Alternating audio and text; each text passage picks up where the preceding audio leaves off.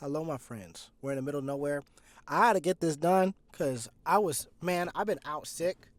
And then before that, still kind of am sick. I got a tickle in the back of my throat. Pause. But I've been grinding and chilling recently. So what you're going to see is whatever I got because you can clearly see I've been tired. But anyway, today I just want to come up because I was going to talk about social interactions today, but I've been thinking about Star Wars. How much they messed up Star Wars so bad. Okay, what do you mean you give Finn a lightsaber in the beginning of the freaking series, but then he never picks up one again? What was the Asian girl doing? What was that doing? Why is Ray and her cousin getting like kissing each other? Like it was just they could have made it better. They could have made it like. And the only reason why I'm thinking about that because I was watching a video about how basically Disney is trying to get back their young male audience, and I'm like, you had the material right there. You had the material right there. We want hot guys, we want cool guys, hot girls swinging lightsabers and loving each other, and the girls want hot guys doing hot shit. Okay, I'm just saying. I'm just saying. That's what they want. That's what we want. Y'all don't know that yet. Whatever. Add plus minus action scenes. Don't care.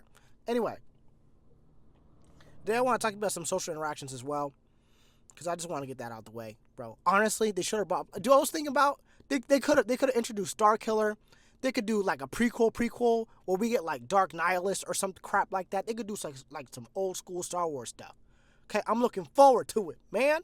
Why can't they make Star Killer like you know what I'm saying?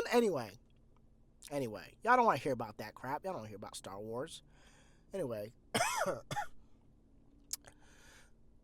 social interactions. So earlier this month, I went out to Player One, which is just a barcade, bunch of video games, booze, babes, homies, pretty much it.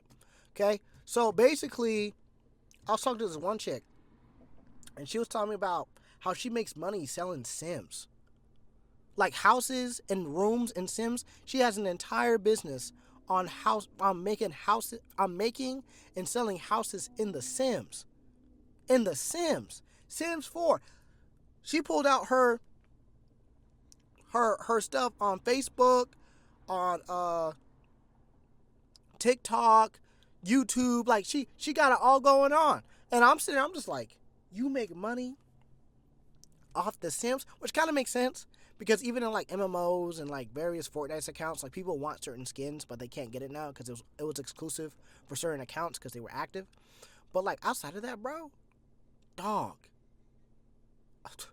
dog, that's crazy. She make her own money. She making money off of building Sims. Uh, that's absurd. Second conversation. This was even more absurd than the last one. Okay, I learned about foot models, not feet finder models, foot models.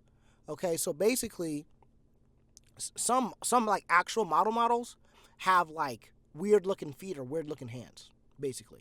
And so sometimes companies will hire specific people to get who have nice hands or nice feet to model for certain brands and certain clothing and junk, right?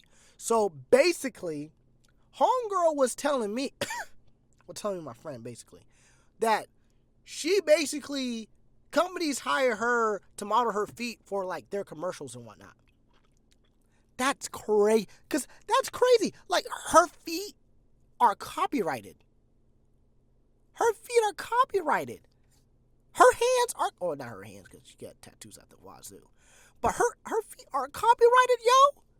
And like intellectual property copyrighted, which is hilarious because I've been also researching about I've been trying to get into IT, guys, basically, and I'm taking this online course. And I'm learning so much about computers I didn't even think about before, like the fact that keyboards um, translate your language into binary, and then it just shows up on your screen. You put the input, it processes it, output, and then saves it, which is crazy. Which was crazy. I also found out about a petabyte. You know about terabytes? There's petabytes now. I feel like there's gonna be one pedo out there who's gonna like fill a petabyte up full of just, you know, I don't even know how they get to a terabyte.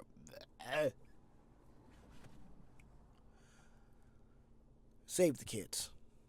Anyway, this week, guys, was kind of mid. But the footage I'm going to show you is just me making progress on my squats. I mean, on my squats, mainly on my barbell row and my barbell bench, because that's what I got footage of this last week. But and also been having problems with storage or whatnot on my phone. I'm trying to figure out the cloud storage and junk. But anyway, just want to thank you for your time. Adios, people. Gang. Okay, so basically here is the updates for the last week or so. So I'm kind of sick, so don't forget about my voice real quick. But the average weight that I weighed this week was 151, which is good, bad. I don't really know because I don't know what my body fat, what like all the little statistics were. But we had 200 grams of Costco rotisserie chicken and broccoli. Obviously, we had our cornbread and sausages and eggs.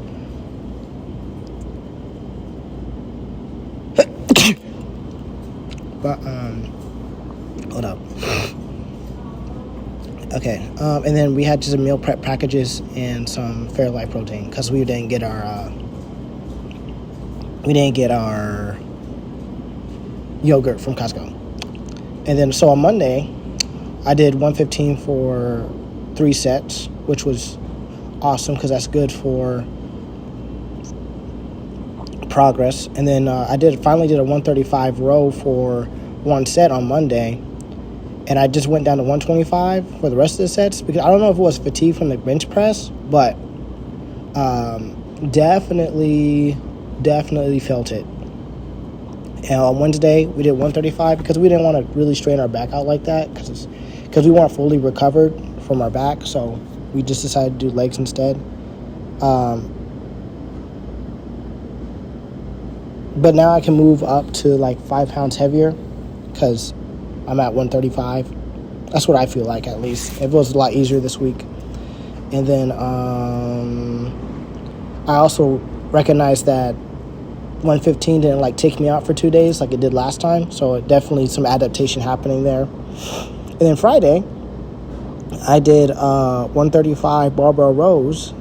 And I'm still working on my form.